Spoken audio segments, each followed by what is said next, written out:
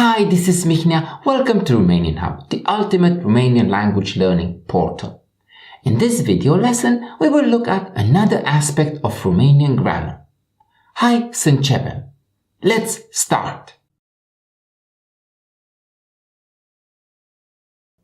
In the case of a plural masculine noun, the definite article is "e", and it is added at the end of the word. Be aware that since it's a noun in the plural, it is added to the plural noun in the masculine. For example, băieți, băieți, boys, becomes băieții, băieții, the boys. We added "e" to băieți, and thus we have băieții, băieții.